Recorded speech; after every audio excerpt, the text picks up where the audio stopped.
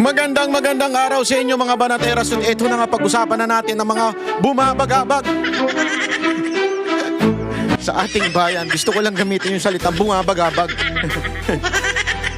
Anyway, magandang araw po sa inyo lahat. Ako po si Banat Bay. Ito na nga, pag-usapan po na. Andali.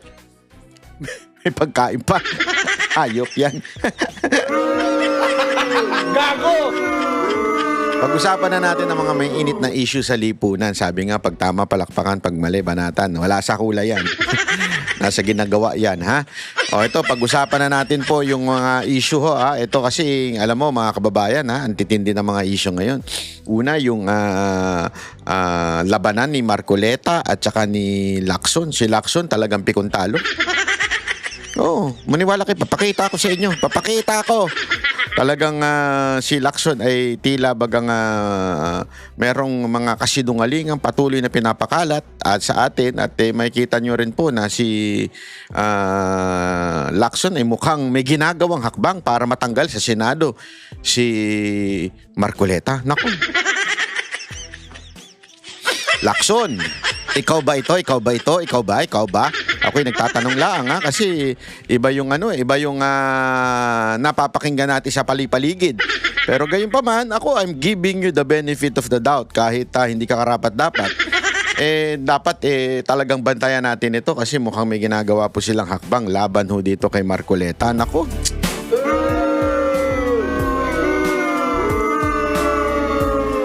Eto na nga, nagkaroon po kahapon, nakita nyo naman yung usapan tungkol po dito sa Lacson at saka ano. At ito, papakita ko sa inyo kung gaano kasinungaling si Lacson. Ha? Papakita ko sa inyo kung gaano kasinungaling itong mama na to dahil napikuntalo siya dito kay Marcoleta. Ha? Ang lupit. Pakinggan nyo natin ito, ha. At ito ipag-uusapan natin. At saka marami pa tayong pag-uusapan. Yung congressman na may utang dito kay BP Sara Duterte, pag-usapan din natin, ha. At yung paraan para papaano, sana maantalakay natin to kasi ang dami nito. Paraan para patuloy na manalo si Pangulong BP Sara Duterte. Pangulo na yan. Ayun.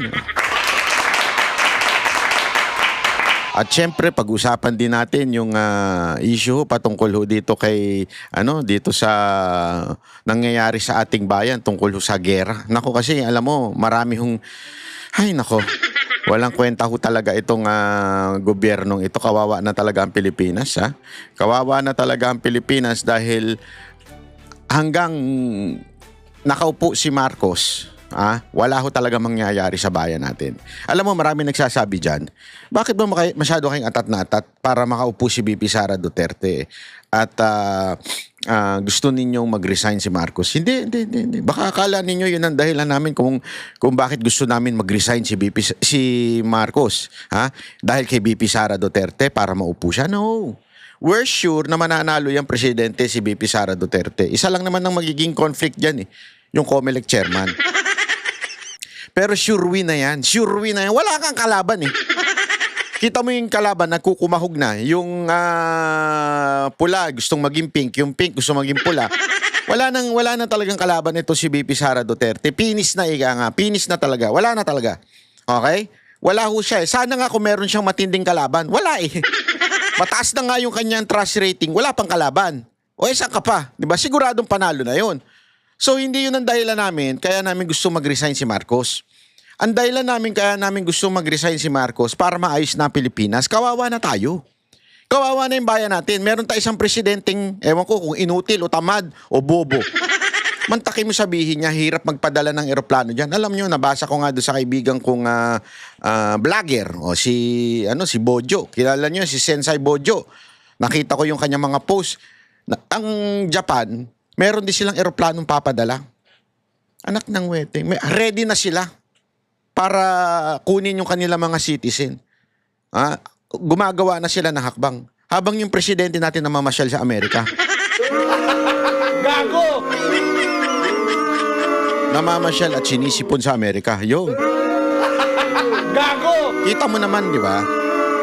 Tapos sasabihin wala tayong magagawa, walang airspace, bawal, walang hindi kalokohan po 'yun. Kaliwat kanan ang biyahe po, galing Dubai at kung saan-saan na galing sa Middle East. Eh tayo may kakilala tayo sa airport eh. Di ba? Siyempre mga dati nating nakasama yan. Oh. Eh sabi ko nga, sila alam nila may dumarating galing Dubai. Kaya nga nagtataka sila, sinasabing sarado daw ang airspace. Gago!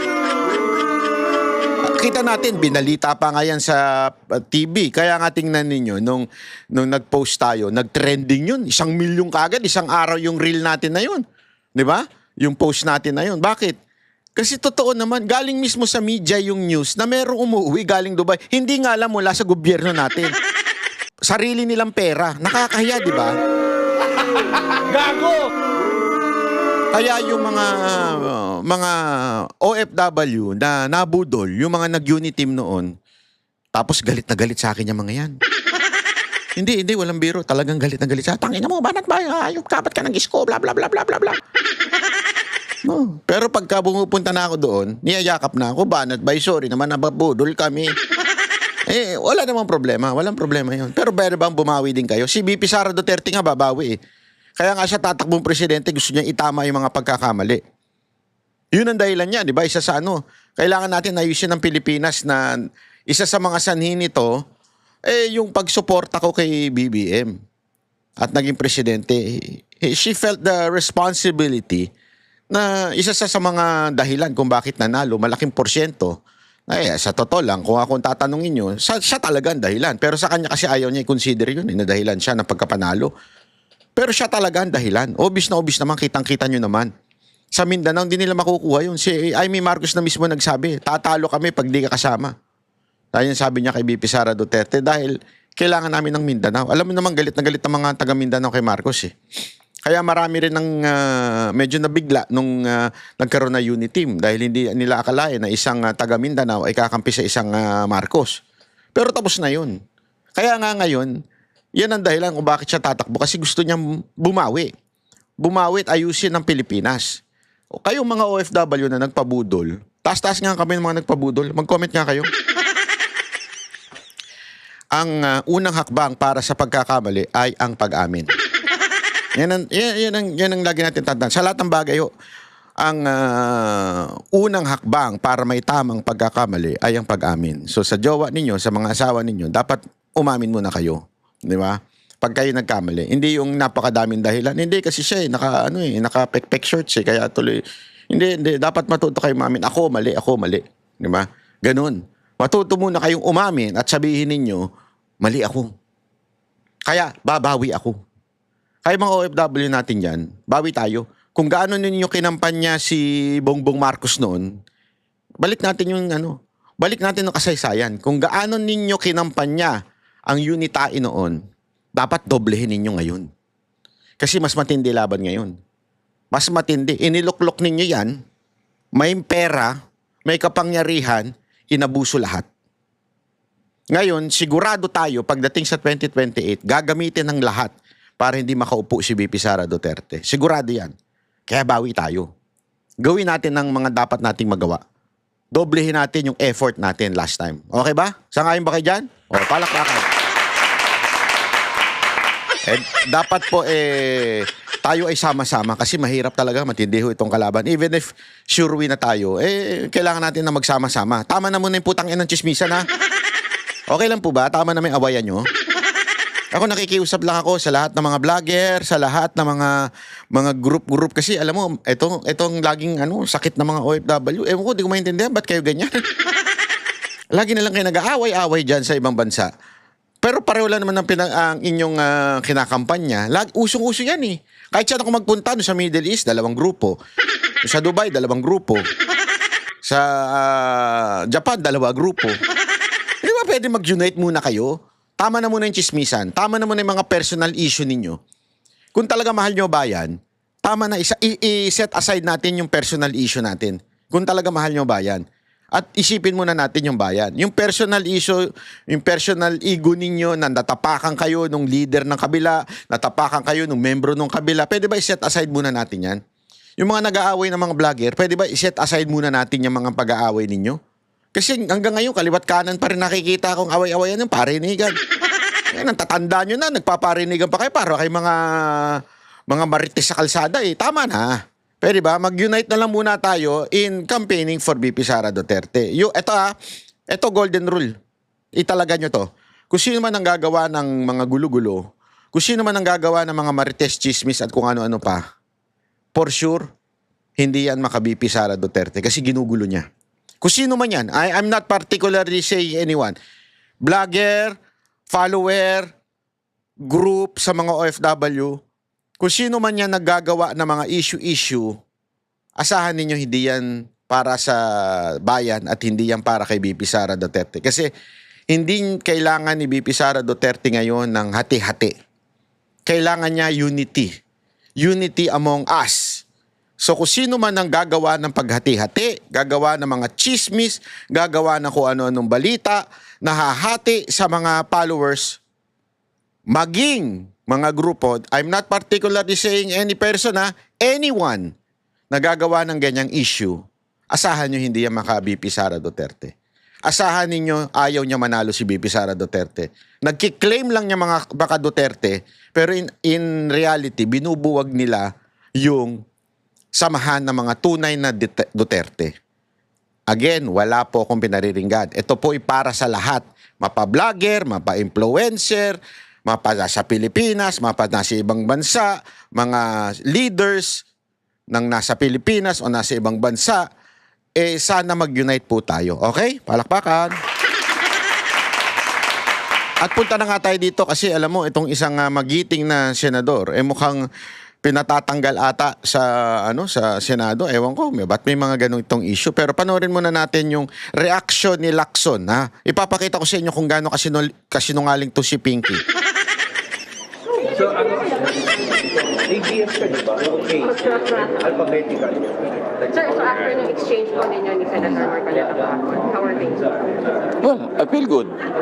Kasi, it's been quite a while and numerous times. Wala naman talaga. Pumipitik si Kuya. I feel good. Hoy, sinabi niya na hindi siya bakla, huwag kayong ganyan. Basta, he feel good. Siyang ginawa kundi i-target ako, atakihin ako, i-badmouth ako. Matagal na ako nagtitimpi. Yung last week, Feeling victim pa. Nakakatawa ito eh. Alam mo, si Marcoleta bumabanat, pero issue-based lagi. Lagi niya sinasabi, ito yung issue, bakit hindi niya ginawa, bakit ganito, ito, hindi. Siya, anong issue niya? Naglabas siya ng mga chop-chop na video ni Marcoleta tungkol dun sa pro-China na kesyo isinusuko daw ni Marcoleta yung, o pinamimigay ni Marcoleta yung island. Na ilang beses naman na sinabi ni Marcoleta na hindi niya pinanood yung buong context. Yun ay isang sarcasm na sinasabi, di sige, sa'yo na. Parang ganun eh. Alam mo yung simpleng-simpleng, kunwari nag-aagawan kayo ng isang mong kaibigan tungkol dito sa jowa niyo. Jowa ko yan. Hindi, jowa ko yan eh.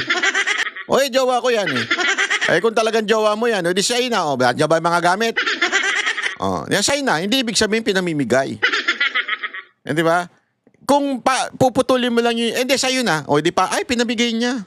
Hindi niya pinamimigay.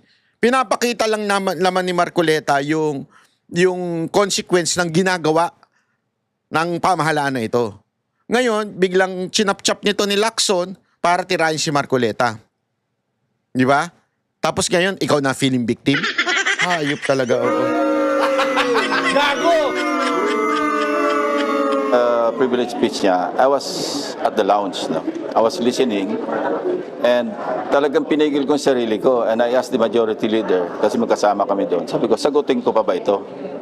So, also upon his advice and yun na rin ang feeling ko, wag na lang patulan. Pero tumira pa rin siya noong Lunes. I was in my office monitoring.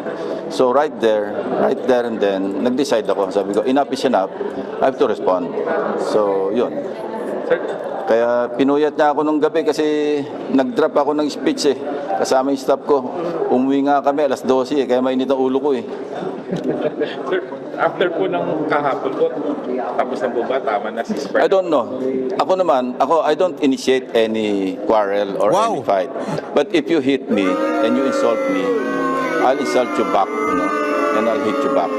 Ganun naman attitude Feeling victim? Ikaw pa talaga yung nagsabi ng ganyan?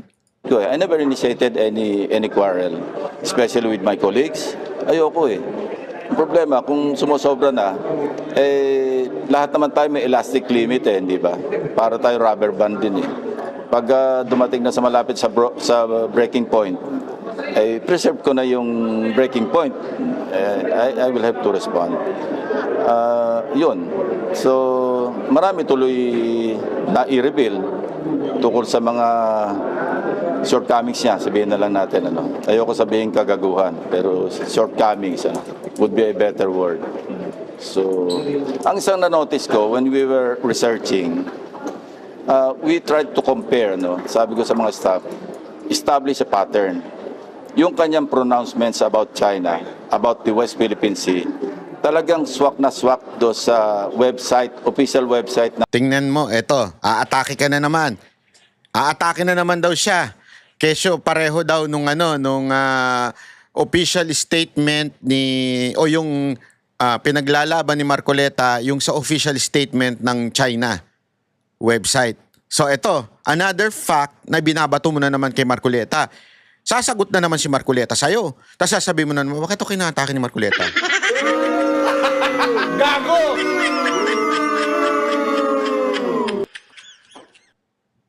Ministry of Foreign Affairs of the People's Republic of China. So what does that indicate or tell you? Di ba?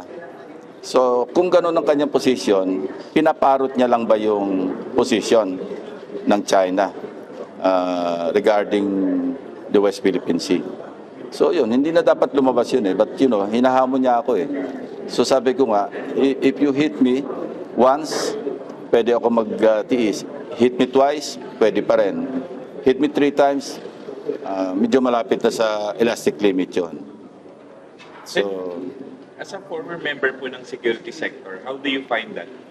Is it unsettling well, for us? yes, unsettling, to say the least, because this is national security that we're talking about. Especially na medyo delikado delicate yung situation. Parang in the advent of the Iran war, di ba? Parang iniisip ng marami baka magka-World War III. Di ba? Delikado yun. Pag nag-escalate yan at kumalat yan pa sa Pacific region, medyo kawawa naman tayo. And tayo, as a very weak country militarily, wag na nating gatungan pa o wag nating dagdagan.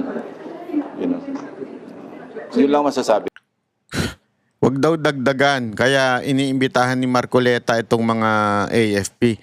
Kaya nga niya iniimbitahan Para nga maayos Para nga mapayapa ang usapin between us and the China government. That's the purpose. Paano gagatungan? Kayo ang gatongero. Gatong kayo ng gatong at sinusuportahan ninyong isang walang niyang opisyal natin na kung saan binaboy ang mukha ng kalaban.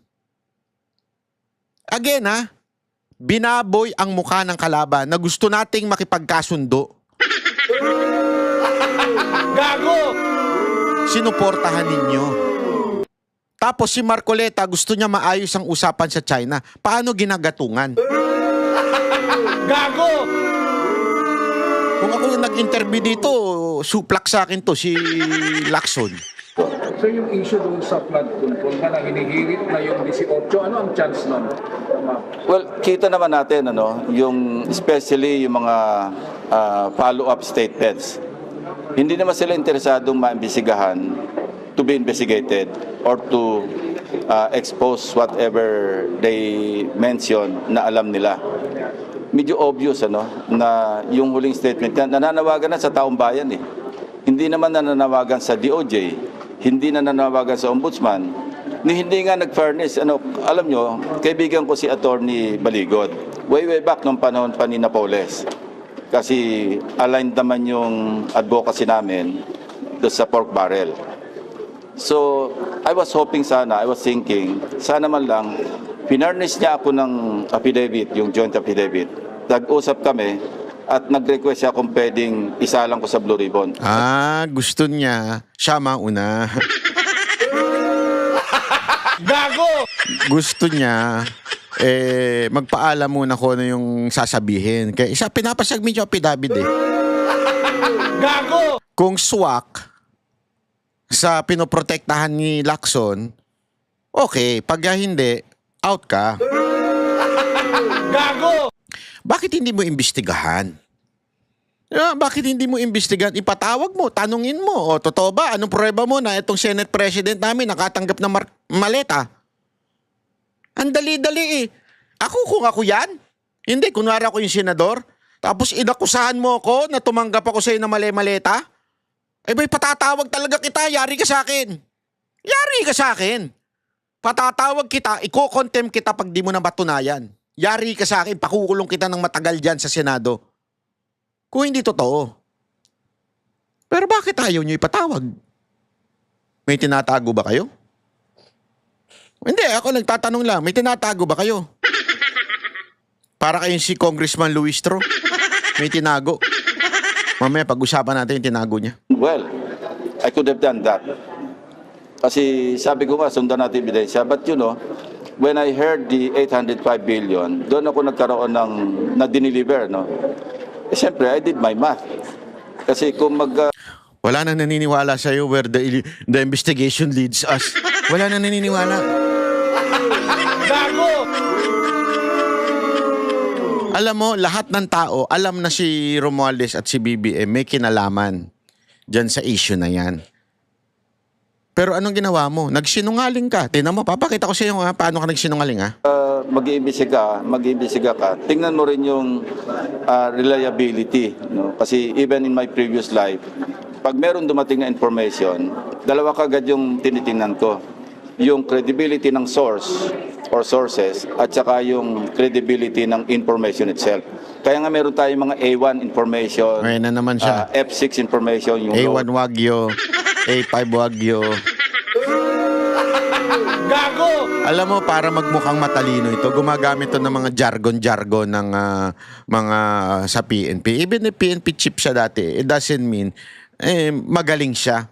Ayun na naman yung A1 information, A2, A5 Wagyo, gano'n. Gago! Hayop yan. Yes. Because of those two classifications, yung source at saka information. And kita naman natin when I delivered my privilege speech last week, imposible. Sabi 1,600 deliveries, 10,416 to 15,000 maletas. Naging generous na nga ako, naging conservative na nga ako na lahat ng large na lang na maleta at lahat ng maleta nylon sided or yung pinakamagaang na. Pero still, napaka-improbable, napaka-impossible na ma-accomplish yung deliveries nung ganong karaming pera. And, you know, I have it on a good source na yung withdrawals during the period in question, sabihin natin 2022 hanggang 2025, ang biggest single withdrawal, 20 billion lang eh. Yung cumulative na over the same period, ano, parang random ito, hindi ito yung bigla-bigla, sama-sama ng lahat. Ibig sabihin, involving 114 million Filipinos sa mga 111 billion. So saan manggagaling yung 805 billion? Wala naman siguradong cheque yun kasi maleta ang pinaglalagyan. So doon pala makikita mo yung incredibility, di ba, ng kanilang information. So ba't natin papatulan yun? Not to mention na mukhang papunta sa destabilization. Napansin natin, bakit on the eve of the 40th anniversary of EDSA 1, tapos at the time na merong confirmation of charges sa ICC. Ito yung mga factors na dapat kinoconsider natin kung credible ba yung kanilang binibigay ng mga information. So, yun. So, kung kayo nasa lugar ko, tatawag pa rin kayo ng hearing, alam nyo yung motibo, gusto nyo ba magkagulo yung bansa? I'm not for BBM, but Nako! for a peaceful country na dapat inigil natin, hindi yung destabilize. Hindi naman destabilize. Kaya nga ito lang kasimple Sabi ko nga sa iyo kung nagsisinungaling itong mga sundalo na ito, mga ex na sundalo na ito, di sana kung nag-hearing kayo, mabubuking mo ngayon, mapapahiya sila. Kung nagsisinungaling sila. It is not your job na hindi magkagulo. That is not your fucking job. Your job is to know the truth so that pwede tayo magkaroon ng mga bagong batas na kokontra sa korupsyon. Paano mo magagawa yan if you do not know the truth?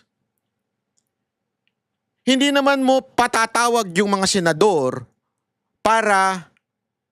hindi mo patatawag yung mga ex-military para panigan sila. Ipatatawag mo sila para malaman mong katotohanan.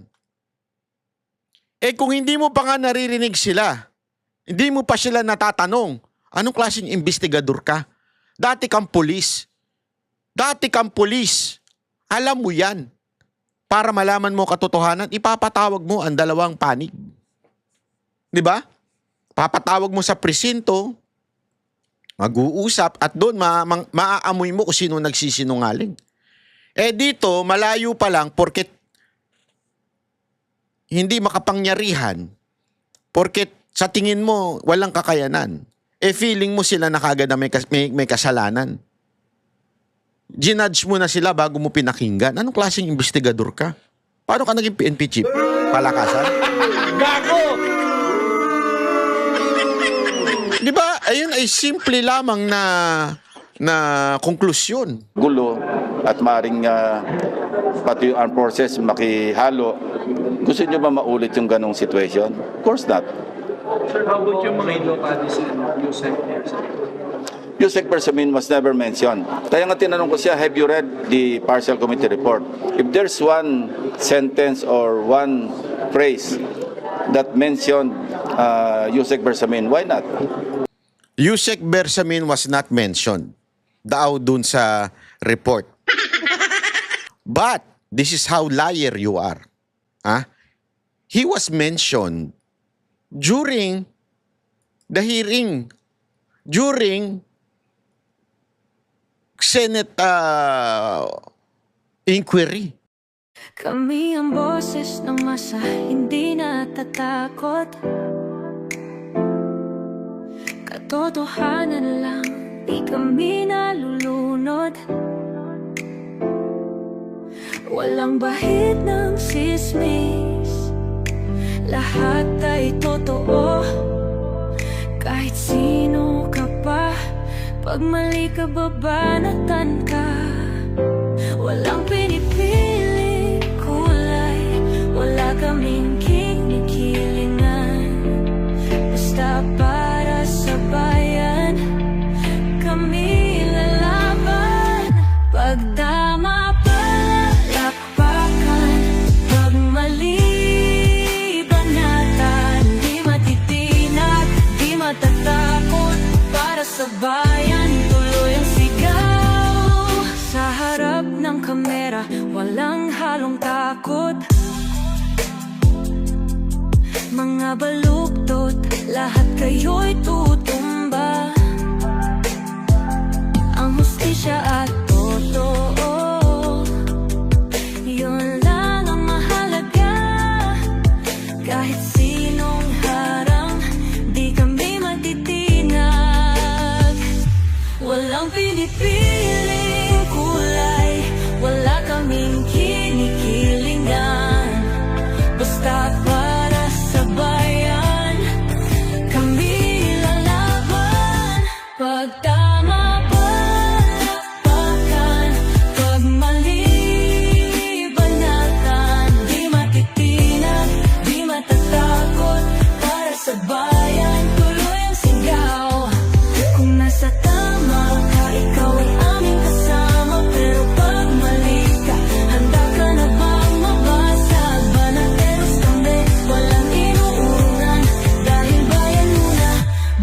ang sarili.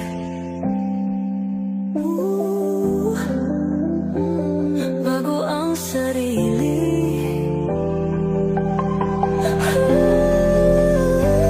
Pag tama pala